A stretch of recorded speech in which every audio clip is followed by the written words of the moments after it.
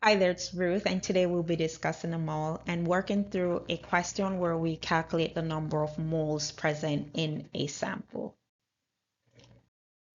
So what's the mole? The mole is deemed the chemistry dozen. It's also referred to as Avogadro's number, and it represents 6.022 times 10 to the 23 particles, molecules, ions, or atoms.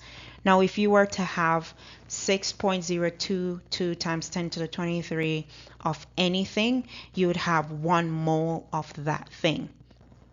When you see elements displayed on the periodic table, they're displayed with their atomic mass units. Now, this atomic mass unit displayed is also equivalent to the mass in grams of 1 mole of that element. So the number that you see is the mass in grams of 6.022 times 10 to the 23 atoms of the element you're analyzing. So we have a question here and it reads, how many moles are present in a 2.31 gram sample of sodium? And we're given in this question is the mass and the element.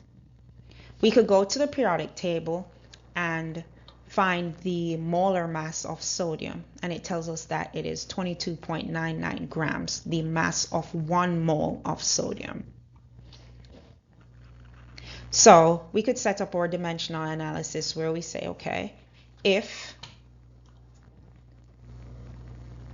1 mole sodium has 22.99 grams of sodium, how many moles are present in 2.31 grams of sodium?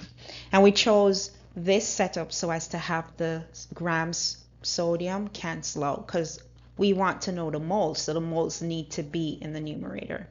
So we know that these units here will cancel out, and we'll be left with 1 mole sodium multiplied by 2.31 grams.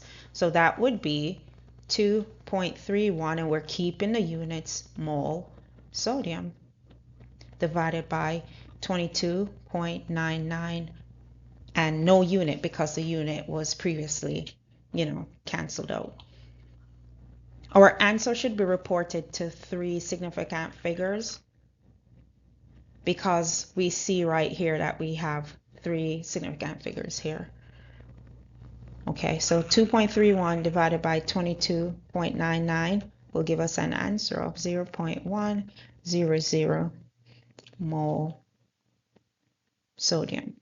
So we're saying that there are 0.1 mole of sodium present in a sample of 2.31 grams of sodium.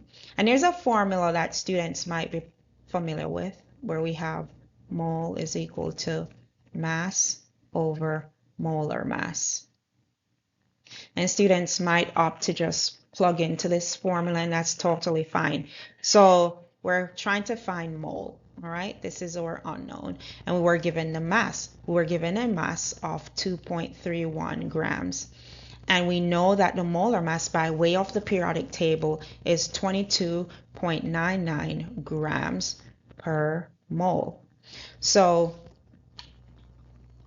we know that the grams will cancel out, and then technically we'd be left with 2.31 over 22.99 per mole.